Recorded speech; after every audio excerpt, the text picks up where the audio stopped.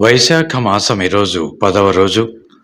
వైశాఖ పురాణమనందలి 10వ అధ్యాయం దక్ష యజ్ఞ నాశము కామదహనం గురించి మనం తెలుసుకుందాం. రుద్రుడు ఆ వార్తను విని కాలాంతకుని వలె భయంకరాకారుడై కోపమున తన తలపై ఉన్న జటను పెకలించి నేలపై కొట్టెను. దాని నుండి భయంకరాకారుడు 1000 బాహువులు గల మహాబలశాలియగు వీరభద్రుడు వెలువడెను.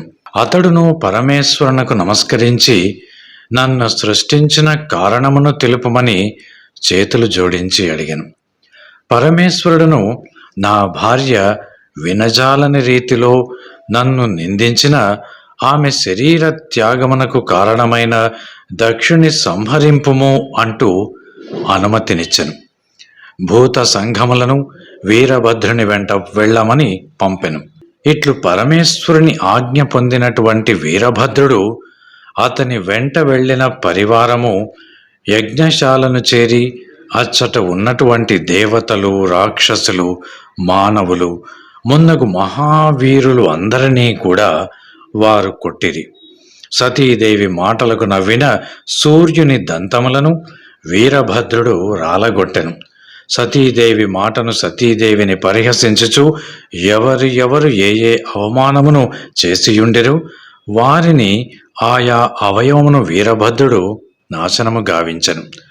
దక్షుని శిరమును ఖండింపవలనని వీరభద్రుడు ప్రయత్నించెను. కాని ముని మంత్ర రక్షితమగు అతని శిరస్సును ఖండింపలేకపోయెను. పరమేశ్వరుడు ఆ విషయమును గ్రహించి ఇక తానే స్వయముగా దక్షుని శరీరమును ఖండించెను. ఈ విధముగా వీరభద్రుడు, శివుడు, వారి పరివారము యజ్ఞశాలలోని వారిని భంగపరిచి తమ వారితో కలిసి కైలాసమునకు తిరిగి వెళ్ళిరి. యజ్ఞశాలలోని మిగిలిన వారు బ్రహ్మ వద్దకు వెళ్ళి శరణు వేడిరి. బ్రహ్మయు వారితో కలిసి కైలాసమునకు వెళ్ళెను. రుద్రుని వివిధ రీతులలో ఊరడించెను, స్తుతించెను. శివుని సమాధానపరిచి శివునితో కలిసి యజ్ఞశాలకు వెళ్ళాను. యజ్ఞశాలలో మరణించిన వారినందరినీ కూడా శివుని ప్రార్థించి అతని చేతినే బ్రతికింపజేశాను.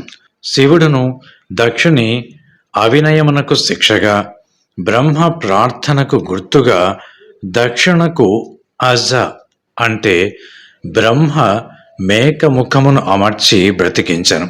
మరియు మేక గడ్డమును తెచ్చి భృగు మహర్షికి అమర్చెను. సూర్యునికి దంతములను ఇయ్యలేదు, కాని పిండిని తినునట్టి శక్తిని మాత్రమునిచ్చెను. అవయవములను పోగొట్టుకున్న వారికి ఆయా అవయవములనిచ్చెను, కొందరికి ఇయ్యలేదు కూడా. యజ్ఞశాల ఈ విధముగా శివబ్రహ్మల వలన పునర్జన్మను పొందెను. యజ్ఞశాలలోని వారు పరమేశ్వరుడిని ప్రార్థించిరి. యజ్ఞమును మరల చేసి పూర్తి చేసిరి.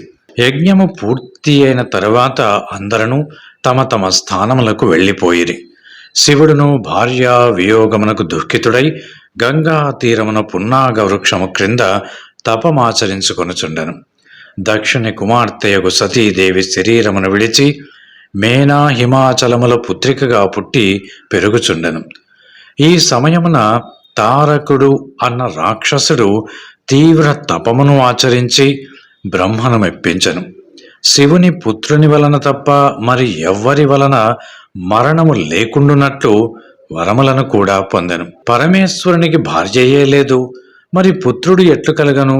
కావున నేను అవధ్యుడను, నన్ను చంపువారు ఎవరూ లేరంటూ తారకుడు విర్రవీగుచుండెను. వరగర్వితుడై సర్వలోకములను సర్వదేవతలను బాధింపసాగెను. దేవతలను తన గృహములను ఊడ్చుటకును దేవతా స్త్రీలను దాసీలుగాను నియమించుకొనెను. దేవతలను బహు విధములుగా బాధించుచుండెను. దేవతలందరూ అతని వలన బాధలను భరింపజాలక బ్రహ్మ వద్దకు వెళ్ళి తమను రక్షింపుము అంటూ బహు విధములుగా ప్రార్థించిరి. బ్రహ్మదేవుడును వారి మాటలను విని ఈ విధముగా పలికెను. ఓ దేవతలారా, నేను తారకునకు రుద్రపుత్రుని విడిచి ఎవరు నిన్ను గెలవజాలరంటూ వరమును ఇచ్చిన మాట నిజము. రుద్రపత్నియగు సతీదేవి దక్షిణ యజ్ఞశాలలో శరీరమును విడిచినది. ఆమె ఇప్పుడు హిమవంతుని కుమార్తె పార్వతి అన్న పేరుతో పెరుగుచున్నది. రుద్రుడను హిమాలయ ప్రాంతమున తపము చేసుకొనుచున్నాడు. కావున మీరు పరమేశ్వరుడు పార్వతితో కలియునట్టి విధానమును ఆలోచింపమంటూ వారికి తగిన ఉపాయమును సూచించెను. వారిని యథాపూర్వకముగా ఉండమని ఊరడించి పంపివేశను. దేవతలందరూ ఇంద్రుని ఇంట సమావేశమై బృహస్పతితో ఆలోచించిరి. ఇంద్రుడను నారదుని మన్మథుని స్మరించను. ఇంద్రుడు స్మరించినంతనే నారదుడు మన్మథుడు ఇంద్రుని వద్దకు వచ్చి చేరిరి. ఇంద్రుడు నారదుడిని చూచి, ఓ నారద మహర్షి, నీవు హిమవంతుని కడకు వెళ్ళి దక్షయజ్ఞమున శరీర త్యాగమునర్చిన సతీదేవియే నీ కుమార్తె పార్వతిగా జన్మించినది. భార్యా వీక్తుడగు శివుడను నీ హిమాలయ శృంగమునందే తపమును ఆచరించుచున్నాడు. పూర్వజన్మలో పరమశివుని భార్యయై ప్రస్తుతము నీ కుమార్తెగా ఉన్నటువంటి పార్వతీదేవిని ఆ శివుని సేవించుటకై పంపుము. ఆమెయే శివునికి భార్య కాగలదు, శివుడే ఆమెకు భర్త కాగలడు. కావున నీవు నీ కుమార్తెను పూర్వజన్మయందలి భర్తయగు పరమేశ్వరుడికి భార్యగా చేయుము అని చెప్పి నారదుని హిమవంతుని దగ్గరకు పంపెను. నారదుడు ఇంద్రుడు చెప్పినట్లుగా హిమవంతుని కడకు వెళ్ళి పార్వతిని శివుని సేవకు పంపునట్లుగా, శివునికి పార్వతినిచ్చి వివాహము కావించున్నట్లుగా హిమవంతుని ప్రబోధించను. హిమవంతుడును శివుని సేవకై పార్వతిని నియమించను. నారదుని పంపిన తర్వాత ఇంద్రుడు మన్మథుడిని చూచి, తారకాసుర పీడితులకు దేవతల హితము కొరకు, భార్యా వీక్తుడగు శివుని హితము కొరకు నీవు నేను చెప్పు కార్యమును చెయ్యము. నీ మిత్రుడగు వసంతునితో శివుడు తపమాచరించుచున్న ప్రదేశమునకు వెళ్ళుము. హృదయ మనోహరములగు వసంతర్తు శోభలను ప్రవర్తింపచేయుము. పార్వతీ శివునకు సన్నిహితురాలైనప్పుడు నీవు మోహబాణములను ప్రయోగింపుము.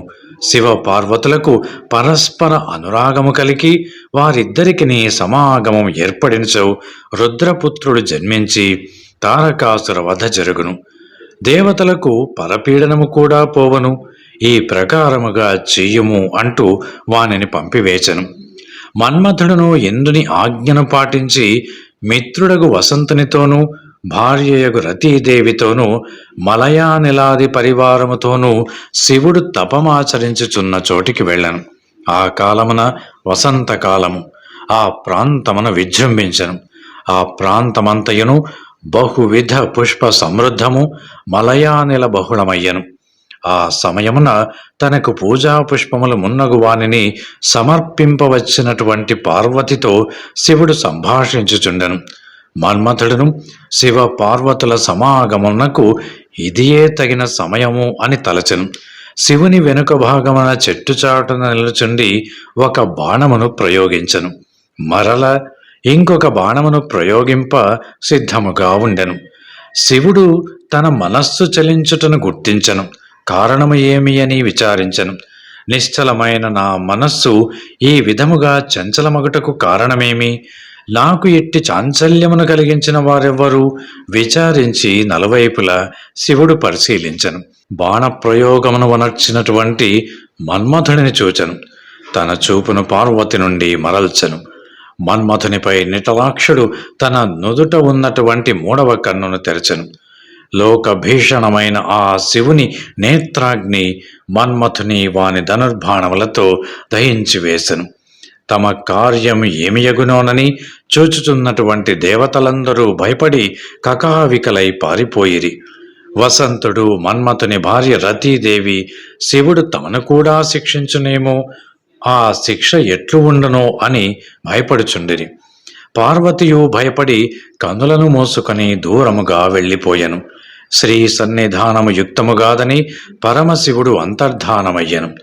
మన్మథుడు చేసిన పని దేవతలకు శివునకు ఇష్టమే అయినప్పటికీ మన్మథునకు మాత్రము అనిష్టమైన అనర్థము కలిగినది. ఒకవేళ శివునకు దేవతలకు అనిష్టమైన పనిని చేసినచో ఇంక ఎంతటి ఆపద మన్మథునకు కలుగునో ఎవరు చెప్పగలరు? కావున ఓ శృతకీర్తి మహారాజా, ఇక్ష్వాకు వంశము వాడైన హేమాంగదుడు సత్పురుషులకు అనిష్టుడియగును. సజ్జనులను గౌరవింపక పరమాత్మకు అహితమును వైకల్యము కలవారిని అప్రసిద్ధులను ఆదరించి గౌరవించుటచే చేసిన దానికి సునకాది హీన జన్మలనెత్తి బాధపడెను. కావున సాధుసేవ ముఖ్య కర్తవ్యము. అనాథల ఎడ దయా జాలి మితిమీర రాదు. ఈ విషయము గమనింపవలయునని శృతదేవుడు వివరించను.